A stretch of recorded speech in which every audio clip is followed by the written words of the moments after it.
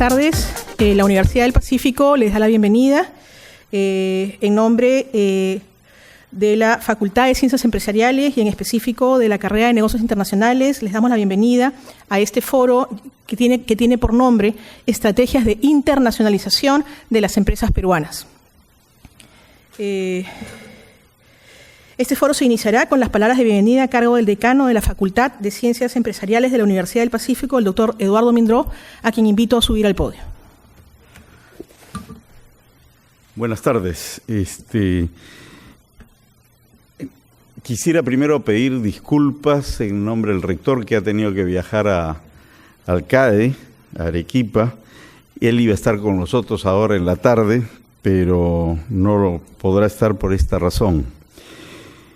La universidad está cumpliendo 50 años, se dice pronto, estamos en las bodas de oro, pero además tenemos este año inaugurando una nueva carrera. La nueva carrera es de Negocios Internacionales, gestionada e impulsada por nuestro decano asociado Óscar Malca, que lo verán en pocos minutos con ustedes. Este año la facultad quiere ser una plataforma, una especie de intercampus que permite el encuentro de empresarios, de gremios, del Estado con sus organismos de promoción, los estudiantes que nos acompañan, los académicos y los investigadores. Hace poco hemos tenido el primer evento en esta misma línea de encuentros internacionales. Tuvimos aquí la oportunidad de desarrollar políticas de Estado para la promoción de las exportaciones. Nos acompañaron expositores de primer nivel de Corea, de Australia, de Brasil y de Perú. Hoy, en esta segunda parte, el tema será estrategias de internacionalización de las empresas peruanas, y los expositores y el panel estoy seguro que van a garantizar el éxito de esta reunión. Buscaremos contrastar la teoría y la práctica para elaborar una casuística que nos ayude a mejorar. En el fondo, lo que queremos plantearles ahora es cómo estas empresas peruanas han realizado su trabajo y a partir de ellas hacer un benchmarking que nos permita seguir progresando en nuestro país. Con estas breves palabras les quisiera dar a ustedes la más cordial bienvenida y espero que este encuentro de 2 tardes les permita a ustedes sacar muchas conclusiones.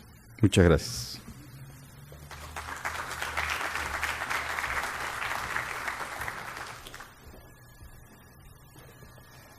Agradecemos la presencia del doctor Mindró con estas breves palabras e invitamos al foro al profesor Óscar Malca, que es el vicedecano de Negocios Internacionales de la Facultad de Ciencias Empresariales de la Universidad del Pacífico. Adelante, por favor. Muchas gracias a todos ustedes por venir. Esperamos, como bien dijo nuestro decano, el doctor Mindró, que no solamente hagan comparaciones, sino que a su vez encuentren cada uno de ustedes algunas lecciones y a través de sus preguntas cosas que ustedes puedan replicar o compartir al interior de sus empresas. Cuando hablamos de las estrategias de internacionalización, lo primero que se me viene a la cabeza es ver este cuadro donde a octubre de este año el Perú ya acumuló 37.000 millones de dólares de exportaciones. Si pensamos cómo arrancamos en la década del año 90, 3.300 millones de dólares, y 10 años después ya estuvimos en 6.800 millones, 107% de crecimiento. Y si vemos qué pasaba en el 2005, de 6.800 pasamos a 17.000 millones, una tasa de crecimiento de 147%. Entonces, toda esta evolución, si las podemos ver, ¿qué pasó 5 años después?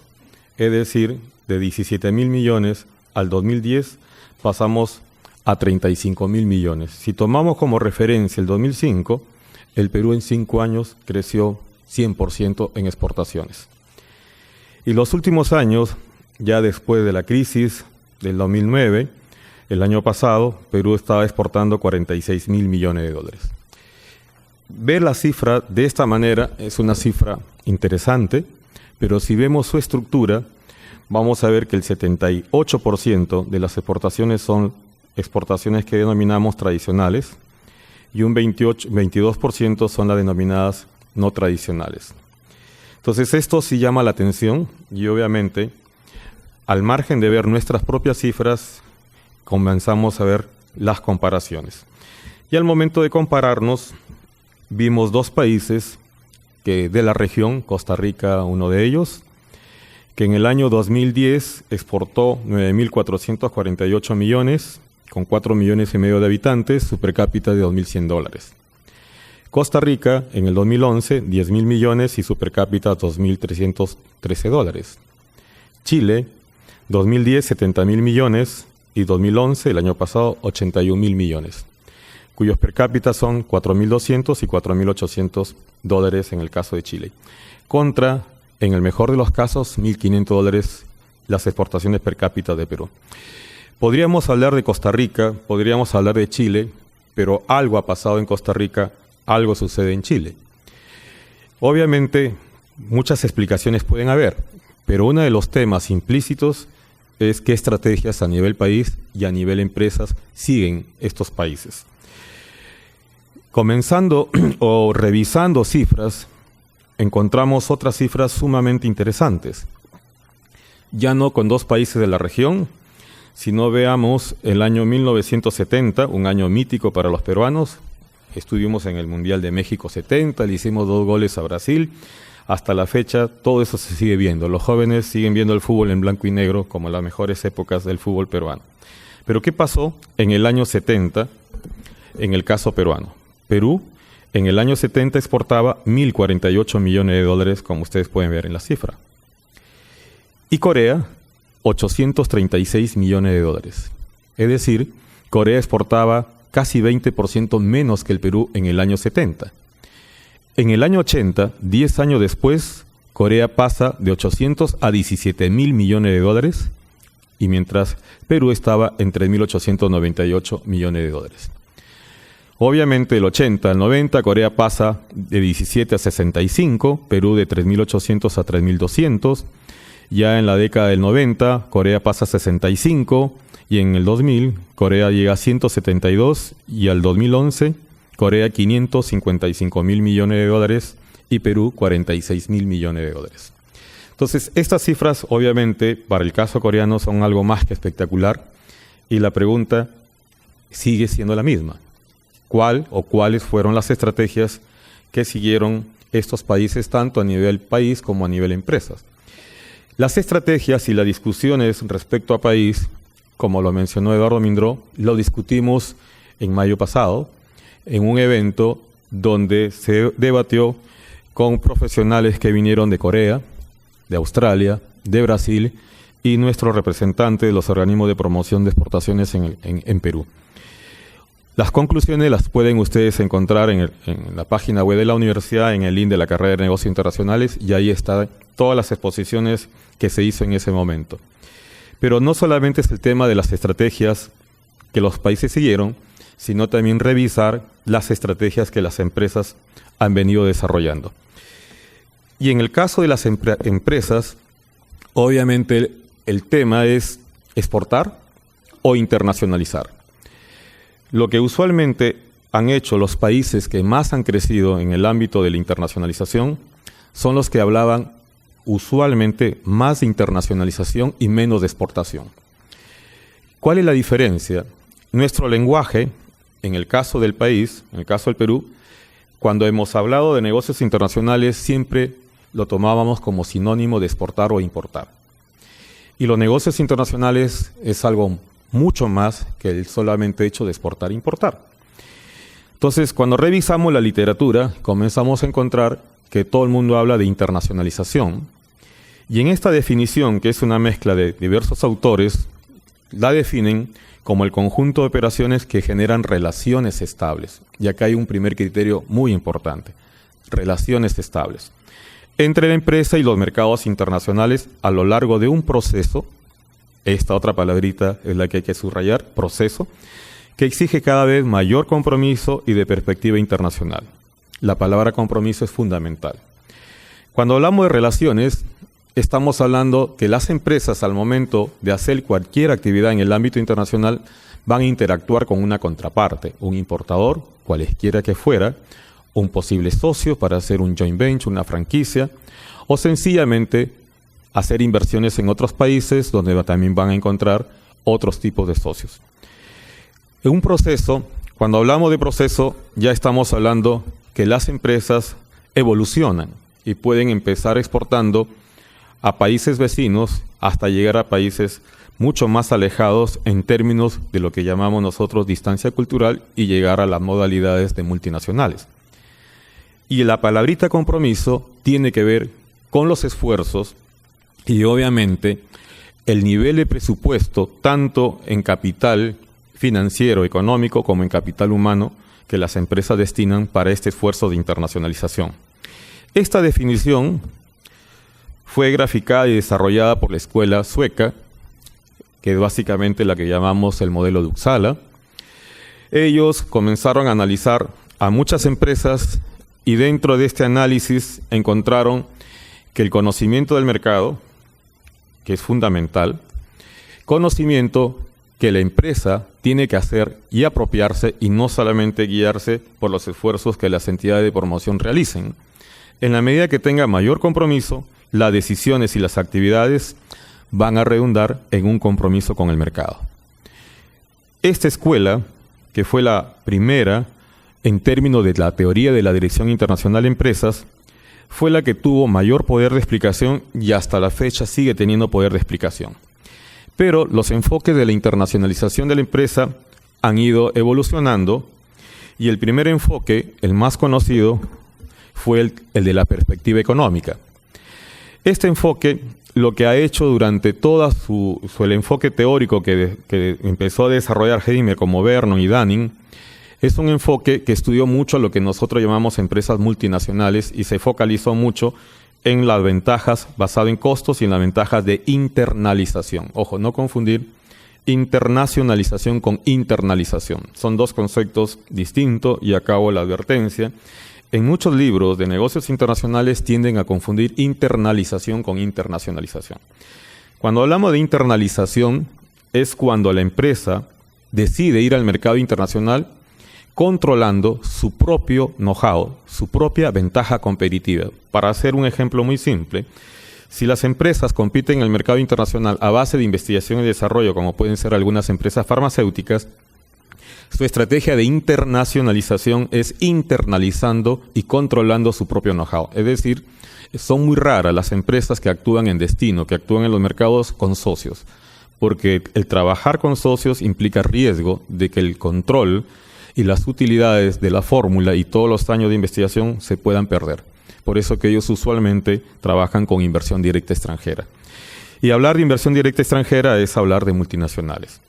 El segundo enfoque es el enfoque que ya le expliqué, es el enfoque gradualista o el enfoque de los procesos, que a través de la evolución de la empresa va acumulando conocimientos y en la medida que tenga conocimientos y experiencia, se va comprometiendo cada vez más con diversas actividades para realizarlas en destino. El tercer enfoque es un enfoque de redes y esto surge de una discusión de hace mucho tiempo que la realizó Michel en los años 69, en el año 69, donde comenzó a comparar empresas que tenían una tasa de crecimiento más alta que otras. Y a él identifica que existen otros esquemas que explican la internacionalización de la empresa. Esos otros esquemas que fueron, digamos, complementados con otros investigadores es lo que se llama hoy día teoría de redes. En esta teoría, o en la teoría de redes, en la medida que las empresas entren a trabajar con importadores, y de los cuales de manera sistemática administran cadena de abastecimiento, administran cartera de clientes, de tal manera que sin querer una empresa ya entró a una red donde tiene socios indirectos que le van a facilitar entrar a otros clientes en otros países, y obviamente esto explica la tasa de crecimiento y la velocidad con la que hacen algunas empresas. La cuarta teoría es aquellas que hoy día se llaman Board Global o International New Venture. En la jerga académica o científica utilizan estos dos conceptos, lo que llamamos Board Global o International New Venture. Resulta que hace años una empresa para llegar al mercado internacional le tomaba una buena cantidad de años. En algunas empresas empezaban en el mercado interno, después evolucionaban a la exportación y así por el estilo. Y estas empresas comienzan a evolucionar y algunas tenían un promedio para llegar a los mercados internacionales después de 8 a 10 años. Pero resulta que hoy día tenemos empresas, algunas muy conocidas como Amazon, por poner algún ejemplo, y otras que también comienzan a crecer utilizando de manera adecuada las tecnologías de información y comunicación, y las teorías anteriores no logran explicar cómo estas empresas logran internacionalizarse. Y acá es el espacio que ocupa esta teoría, las teorías de la Board Global o de las International New Ventures. Entonces, las teorías de la Board Global o International New Venture explica cómo es que hoy día existen empresas que en los 2 primeros años ya son empresas internacionalizadas. En conclusión, todos estos enfoques de los negocios internacionales los podríamos describir y hacer toda una explicación muy amplia, desde el enfoque económico, donde existen las teorías de internalización o la teoría ecléctica de Olli, en los enfoques secuenciales o gradualistas, donde la líder es la escuela de Uppsala, los enfoques de redes, los enfoques de Board Global o International New Venture, o lo que llamamos empresas brick and click o click and click, que son básicamente las empresas que se globalizan utilizando la red, o sea, Internet.